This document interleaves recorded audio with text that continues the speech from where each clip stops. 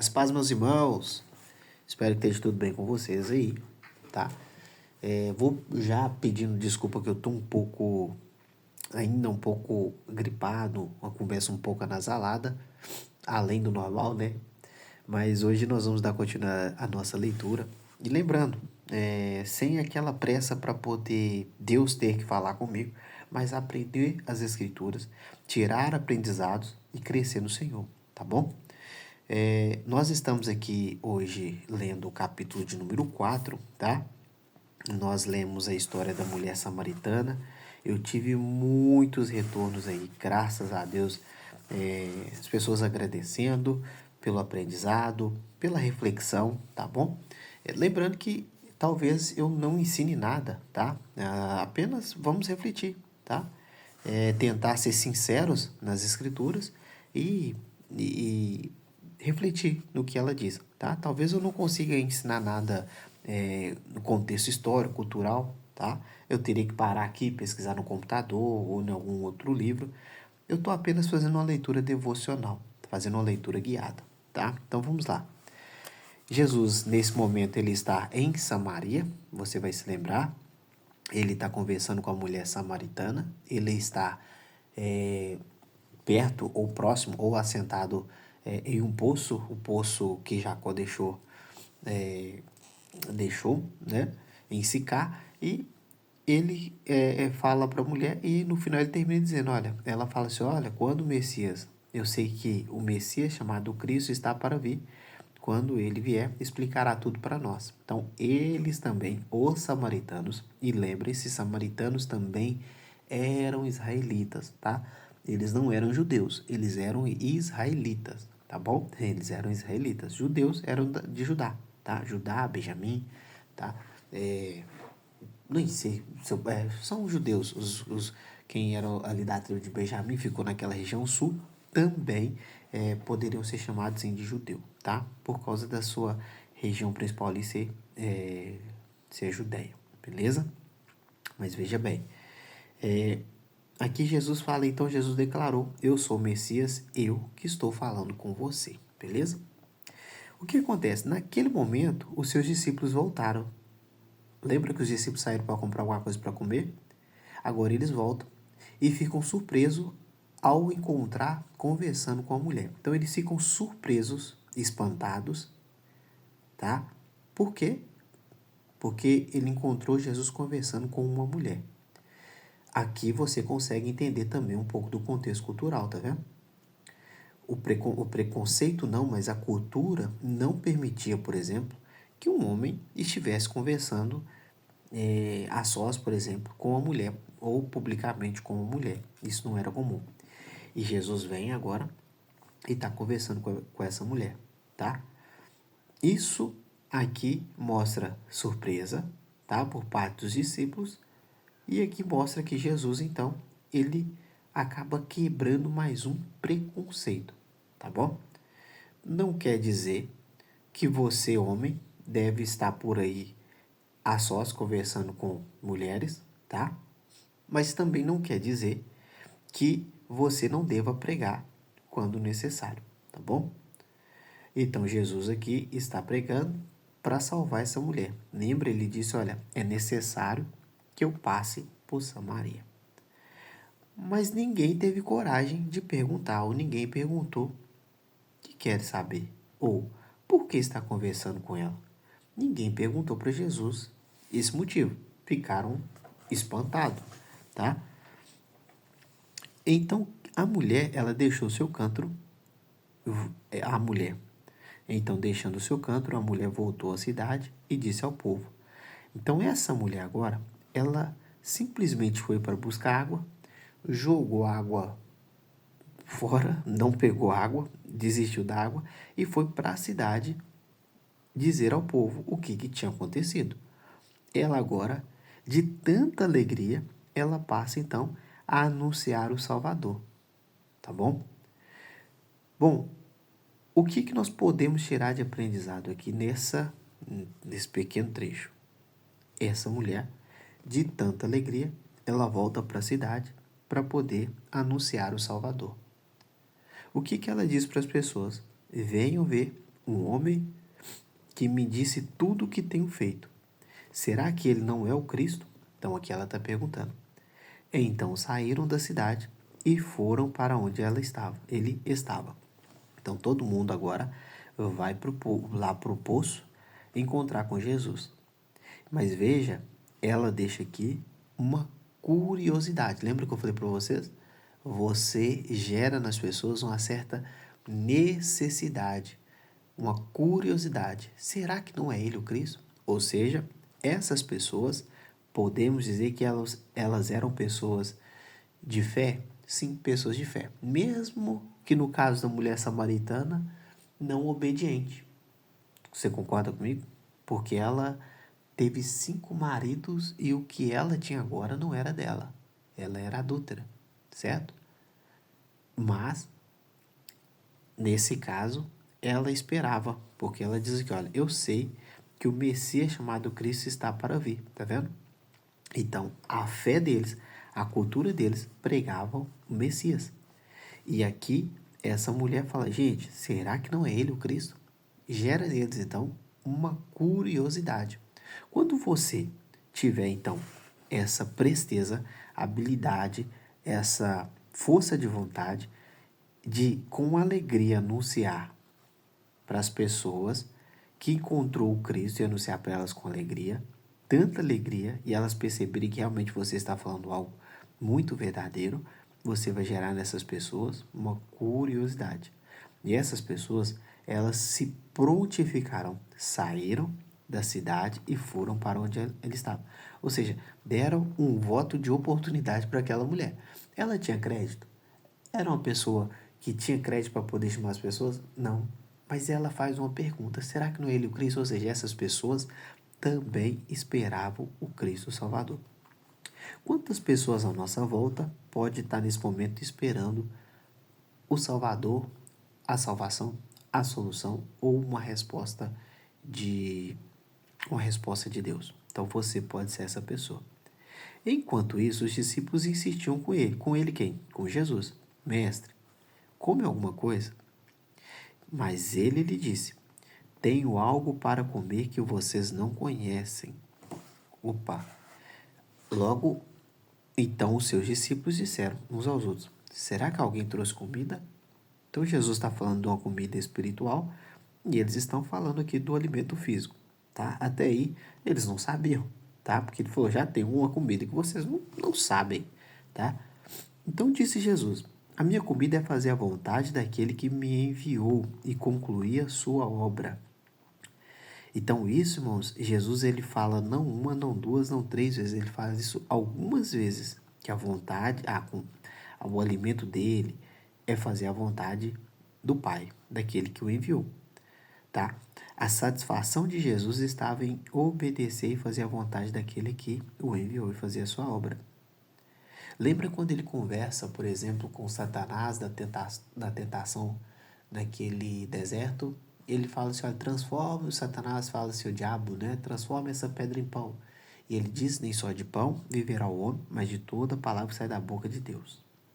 Então, ou seja, há uma comida que Jesus experimentava que os discípulos ainda não experimentavam, que era viver e depender e fazer a vontade daquele que o enviou. E aqui ele está dizendo, olha, vocês não dizem daqui 4 meses haverá colheita? Então, ou seja, algo que eles diziam ali naquele tempo, tá? Entre eles. Eu digo a vocês, abram os olhos e vejam os campos. Eles estão maduros para a colheita.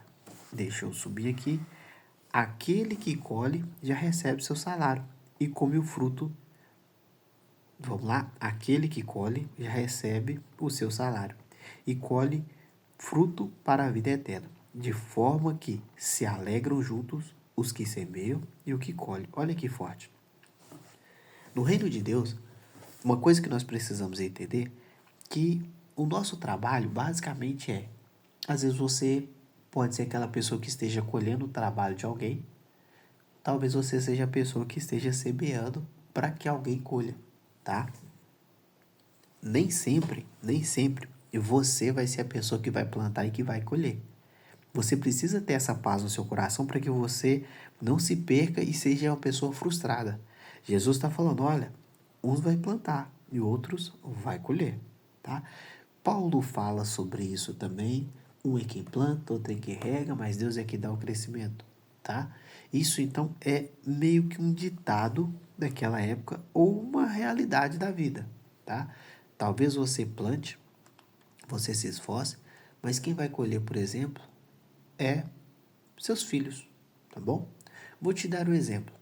Você que tem uma casa, você que construiu uma casa, você vai desfrutar dela, sim, mas quando você partir e deixar essa casa de herança, quem vai desfrutar dela sem ter talvez levantado nenhum tijolo são seus filhos, tá? Então, um planta e outro colhe.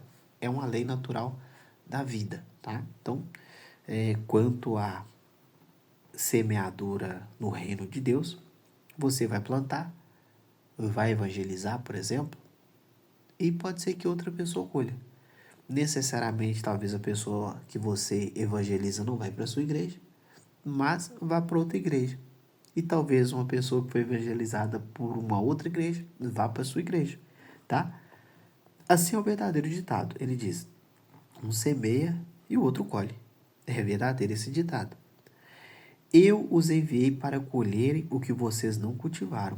Olha, então Jesus está falando assim, ó, eu estou enviando vocês para colher o que vocês não plantaram. Tá vendo? Outros realizaram o trabalho árduo, pesado, e vocês vieram a usufruir do trabalho deles. Então, quem são essas pessoas que realizaram o trabalho árduo? Os profetas, tá? Jesus. Lembra? Isaías 53 vai falar assim, olha, e você verá o fruto do seu penoso trabalho, árduo trabalho, tá? Então, Jesus é quem está fazendo esse trabalho pesado. Os profetas vieram anunciando, Isaías, Jeremias, Ezequiel, os outros profetas vieram anunciando. E agora eles vão desfrutar e usufruir desse trabalho. Não quer dizer que o trabalho dos discípulos ou dos apóstolos seria um trabalho simples, tá? Um trabalho fácil. É também um trabalho árduo, mas não é um trabalho árduo como o trabalho, por exemplo, de quem plantou antes dele. Vou te dar um exemplo, João Batista. Jesus, ele é a semente que foi lançada, mas é outras pessoas que vão colher dessa semente. Lembra daquela passagem, se eu não me engano, está em João 12, dizendo, olha, para que a semente ela dê fruto, ela nasça, né? Ela precisa ser lançada na terra e precisa morrer. Essa semente, ele estava falando dele mesmo, tá? Então, ou seja, outros realizaram o trabalho árduo e vocês vieram usufruir do trabalho deles, beleza? Vamos continuar aqui então. Até o 42. Muitos samaritanos naquela cidade creram nele por causa do seguinte testemunho dado pela mulher. Então, muita gente creu em Jesus, tá? Ele me disse tudo o que tenho feito. Então, eles acreditaram por causa do testemunho dessa mulher. Assim, quando se aproximaram dele, os samaritanos insistiram em que ficasse com ele. Então, eles pediram para que Jesus ficasse. E ele ficou 2 dias. Isso é importante, olha. Quando nós vemos tempo, ou seja, ele não simplesmente passou, ele ficou, tá? E por causa da sua palavra, muitos outros creram e disseram à mulher, agora cremos não somente por causa do que você disse, pois nós mesmos o ouvimos e sabemos que este é realmente o Salvador do mundo. Esta é a conclusão que todo mundo que ouvir o Evangelho precisa ter, tá? Nós não precisamos chegar, ou ninguém precisa chegar à conclusão de que Jesus é, por exemplo, o maior prosperador, a pessoa que dá mais prosperidade, a pessoa que dá mais casa, mais carro, mais abre porta. As pessoas precisam chegar a essa conclusão aqui, ó. Ele é o Salvador do mundo. tá? Ou seja, a fé verdadeira brotou no coração dessas pessoas. Essa que é a fé verdadeira. Essa é a fé verdadeira. Não é a fé, muita gente fica falando assim, olha, não, é a fé que consegue arrancar milagres da mão de Deus. Não, essa que é a fé verdadeira. Eles chegaram ao pleno conhecimento de que realmente Ele é o Salvador do mundo. As pessoas precisam de algo além do que isso? Não. Ou seja, quem levou o evangelho para essas pessoas, salvação para essas pessoas, palavra de esperança, a mulher samaritana. E olha que loucura. Deus escolhe as coisas loucas desse mundo para confundir. Ele escolheu a mulher que até então era adúltera. E ela é essa precursora do evangelho entre os samaritanos, tá? Lembre-se que aqui, então, é quebrado o preconceito e a rivalidade que existia entre judeus e samaritanos, porque eles ficaram 2 dias, tá? E ele ficou 2 dias. E não pense você que os discípulos, ele foram embora e Jesus ficou ali sozinho, tá? Eles tiveram que ficar. Aqui tá assim, ó, ficaram com eles e ele ficou, tá? Nesse caso aqui se referindo a Jesus. Mas os seus discípulos estavam com eles, tá? Aqui, por exemplo, vai estar falando deles, né? Aqui ele de novo, mas veja bem, os discípulos, a gente não pode imaginar que os discípulos foram embora. O preconceito entre judeus e samaritanos começa a cair aqui, tá? Não quer dizer que caiu e acabou aqui, mas ele começa aqui. Ele começa aqui. Primeiro, tratando-se com a mulher. Segundo, tratando-se com os samaritanos. E aqui os samaritanos pedindo para o judeu ficar na casa deles, tá? Esse é o poder que o evangelho tem, de quebrar barreiras, tá? Então, se eu puder deixar para você hoje uma palavra de esperança, talvez você tá até aí pensando assim, olha, mas eu queria tanto uma resposta para minha vida, eu queria dizer para você, olha, a palavra de Deus, ela rompe barreiras, tá? Se eu puder dizer uma palavra bem genérica, seria essa. A palavra de Deus, ela rompe barreiras. E dependendo do que você estiver pensando agora, talvez na sua necessidade agora, lembre-se, a palavra de Deus, ela rompe barreiras. Ela rompe barreira entre homem e mulher, ela rompe barreira entre as gerações, entre culturas, tá bom? Você só precisa crer nisso. Nós não estamos falando nada fora do que está aqui, tá bom? Não estou inventando nada aqui. Agora, a principal palavra, se eu puder deixar para você, é a verdadeira fé está aqui, ó. Você só precisa saber de uma coisa.